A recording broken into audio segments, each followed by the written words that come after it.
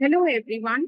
Today we are going to discuss about the case study of effective communication. As in the last session we have completed the concept of introduction to communication, the meanings, the definitions, the different types, attributes, the different channels and models of communication, barriers to communication. So now in this particular session, we will be talking about the case study and how effective communication motivates an employee in an organization to perform more productively or to enhance their productivity. So, let's start. So, the background of the case study is over the slide, you can see. And one common complaint employee voice about supervisor is inconsistent message means that one supervisors tell them one thing and some other supervisor or some other superiors tell them something different. So here the background is saying that the employees get confused because of two different messages coming from their seniors or coming from their superiors. So in this case, what happens is employee is not able to understand which role or which task has to be performed by him or her. So here again, we can see the principle of correctness or the principle of completeness is missing over here. When we have talking about 7 C's of communication, we were talking about the concreteness, the clarity, the correctness of the information. So the communication will be effective only when the correct information will be forwarded to the receiver. So in this particular case, we'll study that how the employees are getting confused by getting inconsistent messages from their superiors, from their seniors. So, as we have studied different principles of management given by Mr. Henry Fayol, so in that particular principles of management, there is one principle: unity of command and unity of direction.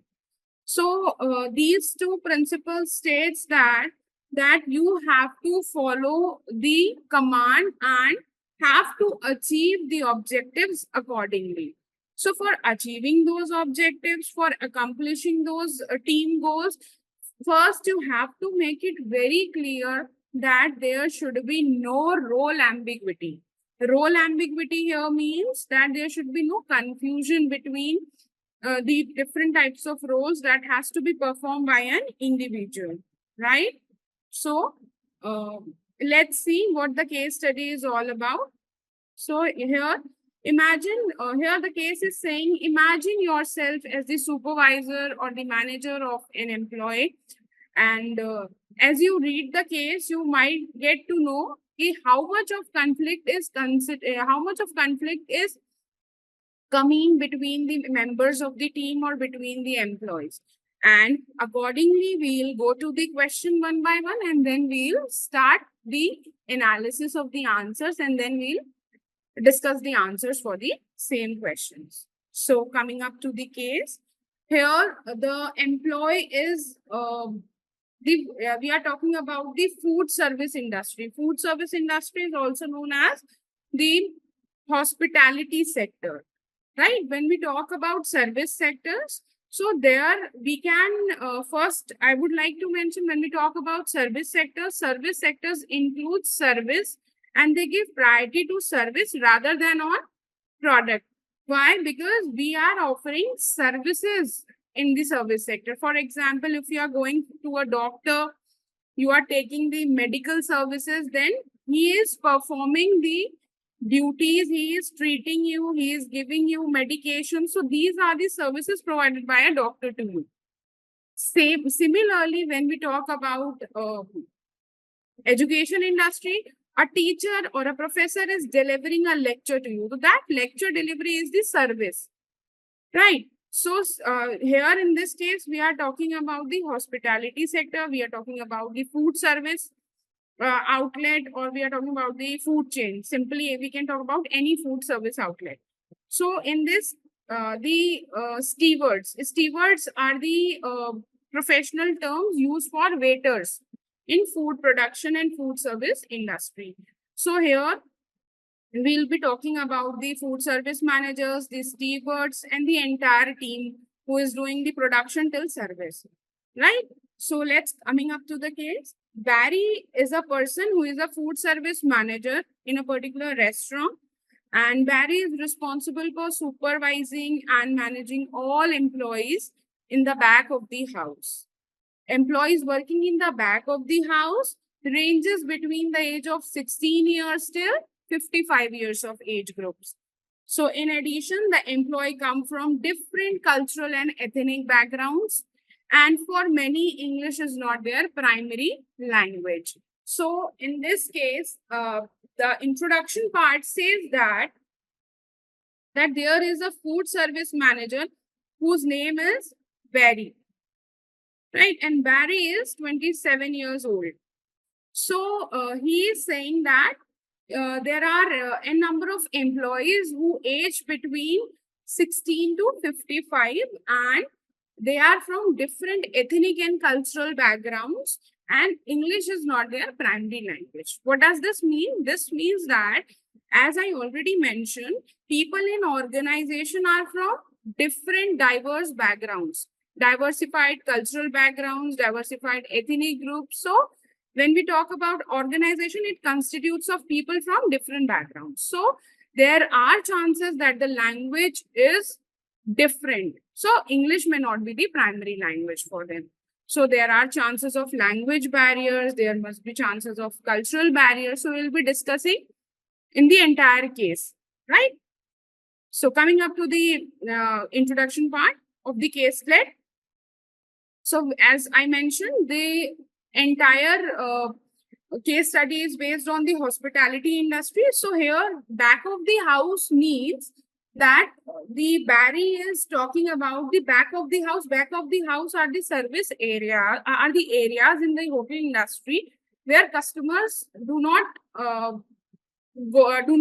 come into contact, or customers are not that areas are not visible to the customers, such as kitchens, storage rooms, dishwashing areas, and housekeeping areas, etc. So Barry role includes here ensuring that each employee perform their duty effectively without any error and maintaining coordination among the team, right? I hope this much of introduction of the case is clear to you all. So coming to the next step of the case, that Barry is certified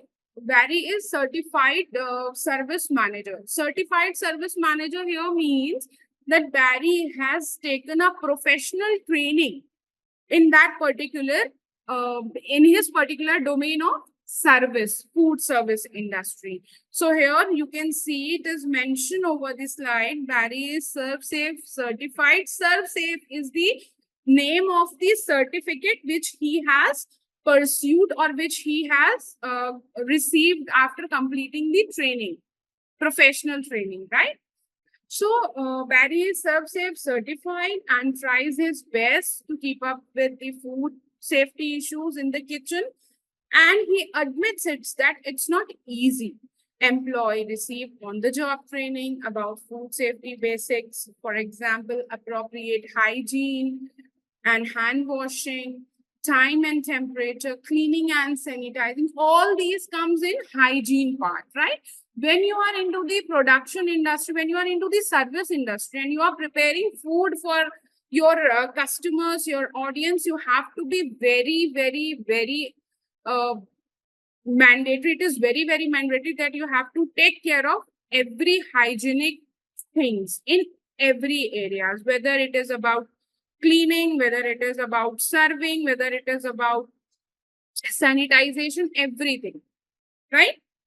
Because it is because when we talk about customers, the word of mouth is the only tool which gives the overall reputation of an organization.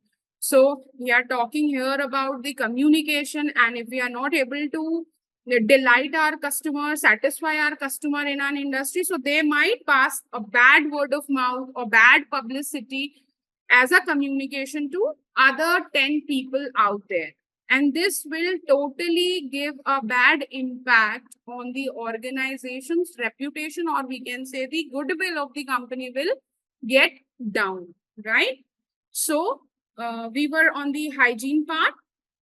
So here Barry says the sanitization, cleaning, hand washing and hygiene is very important. But he also admits at the same point of time that it gets difficult to manage it every time. It's not easy to manage it at every time. But the high turnover of employees, training is often rushed, and some new employees are put right into the job without training if it is a busy day. So what here is again, we can say there is a flaw in the recruitment process of this particular industry, of this particular, sorry, restaurant, that Barry is saying, as there is rush in their outlets, they are not having that much of time to keenly observe a candidate. Instead, they hire it because of their busy schedule, as they have to provide the service. So many of times it happens that they do not receive any trained employees, right? Like Barry is certified. He indicates he has training in food safety, food service. He makes an effort to address food safety issues in the kitchen. He acknowledges that it's a challenging task. So employee received on the job training after joining that particular restaurant, right? Due to high employee turnover, he already mentioned, due to high employee turnover, here employee turnover means that the training process is hurried.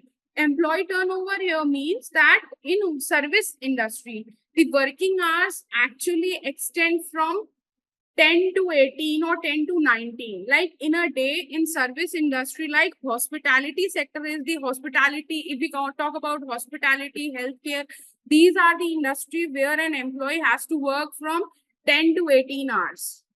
And due to this busy schedule, or we can say due to this exhaustive and hectic schedule, the employee turnover is increasing day by day. Employee turnover here means that employees are leaving the organization at very high rate. So to recruit new employees, to recruit new trainees, new interns, it takes lot of time, and due to which they are not able to clarify, or they are not able to identify actually whether the staff is trained or not.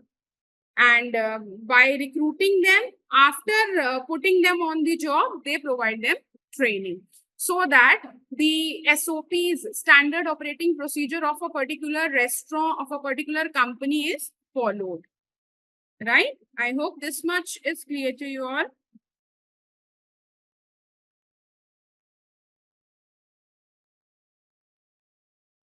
Yes.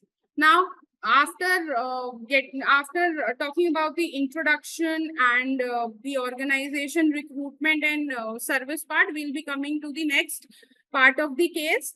That is, eventually most employees get some kind of food safety training. The owners of the restaurants are supportive for Barry in his food safety efforts, because they know if a food safety outbreak were linked to their restaurant, it would like put them out of business. Still, the owners know there are additional costs for training and making sure food is handled safely.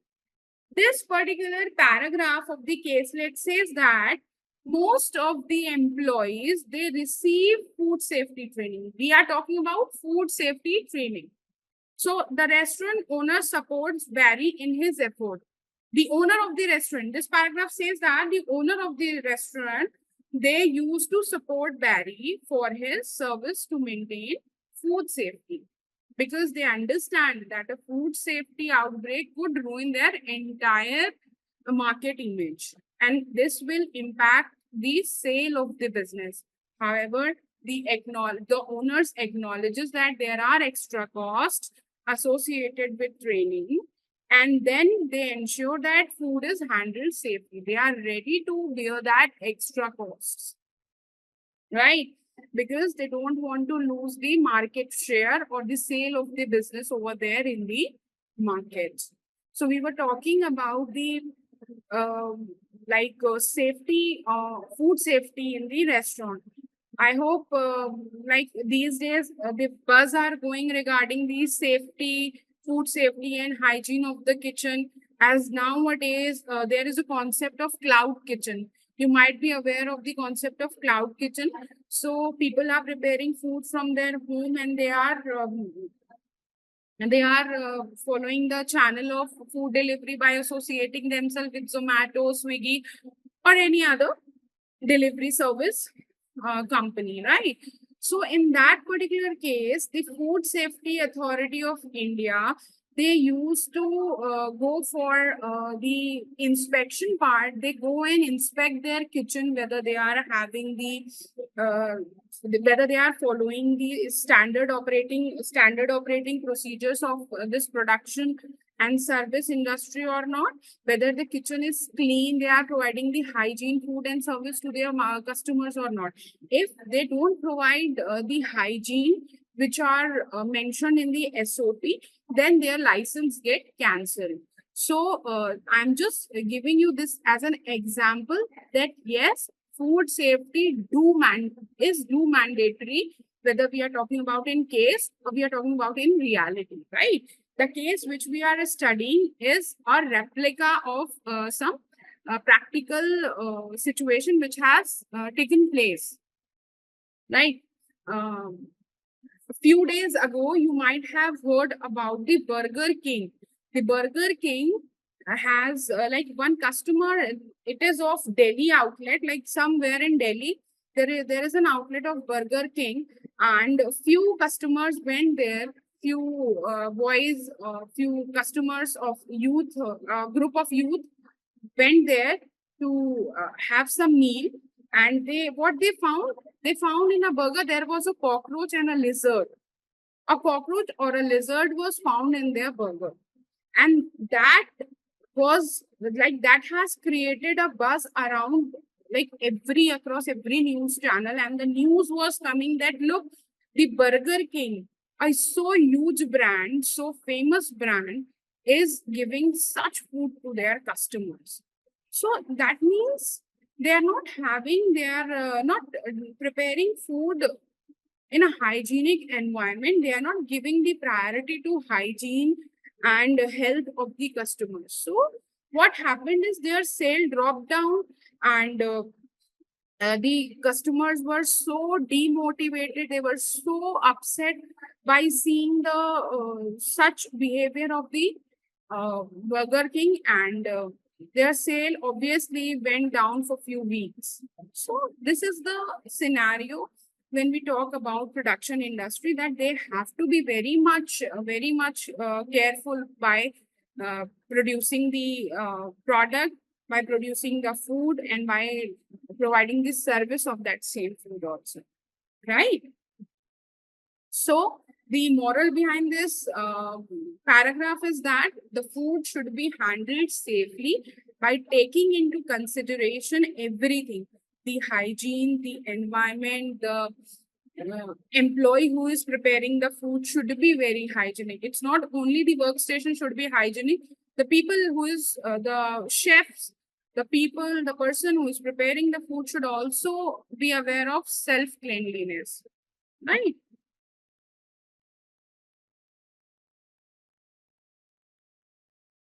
Now, moving towards the case study. One day Barry comes to work and is rather upset even before he steps into the restaurant. Things haven't been going well at home, and he was lucky to rummage through some of dirty laundry and find a relatively clean outfit to wear for work. He admits he needs a haircut. He had a good hand scrubbing, especially after working on his car last year. So, what this paragraph says, Barry arrives at work already feeling upset. He has been facing difficulties at home. He had to search through dirty laundry to find a clean enough outfit for work. Like he acknowledges that he needs a haircut. He also needs to thoroughly wash his hands, especially after working on his car after previous evening. So what does this mean? That he was not able to get time for his own self. He was that much busy, and he was so upset after uh, like going to the work, that he is not able to uh, take care of his personal hygiene because of the personal difficulties at home. He was not having the clean clothes or clean outfit to he was not having the clean outfit to go for work. He has seen that he needs a haircut, but his hair was so shabby, he was looking so untidy. Like when we talk about service industry, we need to we not only talk about service industry everywhere. In today's scenario, if we are working in any organization, in any business organization, we have to keep ourselves well presentable, proper groomed, and proper having wearing proper tidy clothes, proper grooming, and everything. Like it's not about only working organization. In out of professional life also, we must make ourselves presentable, clean, and tidy. Right. So because he was not able to mend all this, so he was feeling very upset. Now let's see what next has happened to him. Now, so as he was cleaning his car also on the like in the last evening, so he was not able to like though he cleaned his hands, but his hands were looking untidy. So all these things made him very upset, right? So what happened next? When he walks into the kitchen, he notices several trays of uncooked meal sitting out in the kitchen areas. Several trays of uncooked meat, not meat sitting out in the kitchen area. It appears that have been at room temperature for quite some time. Barry is frustrated and doesn't know what to do. He feels like he is beating his head against a brick wall, and when it comes getting employees to practice food safety. So, what this particular paragraph states that Barry was frustrated, that Barry was very much frustrated. Barry has taken many efforts to get employees to be safe in how to handle the food. He has huge signs posted all over the kitchen with these words: keep hot food, cold food, keep hot food and cold food, and wash your hands always and often. That means he was giving instruction to his team that keep the hot food and cold food separately in in proper temperatures which that food demands, and also wash your hands frequently. All employees are given a thermometer when they start, so that they can temperature the food. Hands in soap and paper towels are also available for the employees, that they are encouraged to wash their hands frequently. So what did he do? He provided the paper towels, soaps to the employees so that they can wash their hands frequently. They can wash their hands frequently. Barry has made significant efforts to ensure that employees handle food safely. Every new employee receives a thermometer to check the temperature of the food, and if that temperature is not suitable, then they particular should make hot food according to the temperature which are standard temperatures are mentioned, and cold food according to that standard temperature has to be kept in that particular temperature. So the kitchen was equipped with hand sinks, soaps, paper towels, so to encourage the employees to wash their hands frequently, to maintain the cleanliness and hygiene of that production area or the workstation, right? As many times we see employees in the kitchen working, the team members in the kitchen working, they were not so much responsible for maintaining that hygiene. So he was effortlessly making them or persuading them to follow these instructions. Again, the principle of persuasiveness is also coming in this particular communication, that he is persuading his team members by providing them every required resources so that to make or to maintain the hygienic environment, right?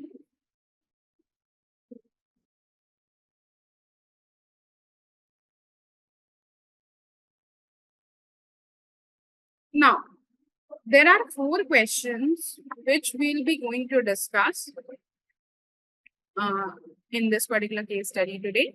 That what are the communication challenges and barriers Barry faces? What solution might Barry consider in addressing each of these challenges and barriers? What standard operating procedure would be helpful for Barry to implement and enforce?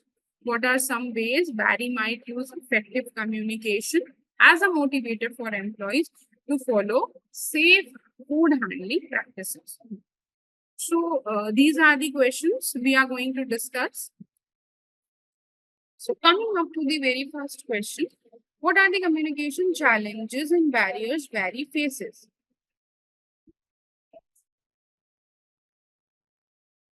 Now, the answer to this question is communication challenges abound at any workplace.